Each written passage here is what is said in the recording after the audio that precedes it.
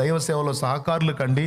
మీకున్న వాటిని అవసరమైతే దేవుని కొరకు, ఆత్మ రక్షణ కొరకు, మందిర నిర్మాణం కొరకు, నీకు స్థలం ఉన్నా, ఏదున్నా, నీకు మనీ ఉన్నా, ఏదున్నా సరే దేవుని పని కొరకు వెచ్చించండి. రేపు నీకు దేవుని దగ్గర బహుమానం ఉంటుందంటే నమ్మట్లా.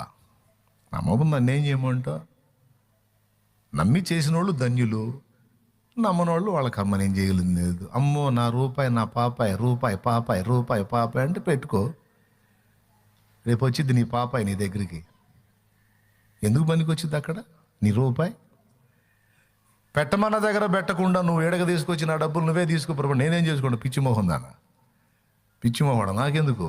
అక్కడ పెట్టమన్నాను, పరిచయం అక్కడ చేయమన్నాను, ప్రార్థన అక్కడ చేయమన్నాను, సువార్త అక్కడ ప్రకటించమని చెప్పిన దగ్గర పని చేయలేదు. కానీ మొహం ఇక్కడికి వచ్చి నేను పోటు పొడుస్తా అంటున్నాడు అంటాడు. అరే అవకాశం ఇచ్చాను, ఆయుష్కాలం ఇచ్చాను, ఆరోగ్యం ఇచ్చాను, ఐశ్వర్యం ఇచ్చాను, అన్నీ ఇచ్చాను, చేయడానికి పని కూడా చూపించాను. ఏం చేశావు? అరే టీవీలు పెట్టుకొని, సెల్ ఫోన్లు పెట్టుకొని టైంపాస్ చేసుకుంటా, వాళ్ళతో వీళ్ళతో పిచ్చపాటి సోది మీటింగులు పెట్టుకొని, షికార్లు కొట్టుకుంటా, జలసాలు తిరుగుకుంటా, తెలిసి కూడా నువ్వు దేవుని పనిలో సహకరించలా, తెలిసి కూడా నువ్వు కోఆపరేట్ చేయలా, తెలిసి కూడా నా పనిలో నువ్వు పెట్టుబడి పెట్టలా. నీ డబ్బుని లోకంలో పెట్టుబడి పెడితే పైసలు వస్తాయి అనుకున్నావు, కానీ నా పనిలో పెట్టుబడి పెట్టినట్టయితే నీకు అక్షయమైన ధనం వచ్చి ఉండేది.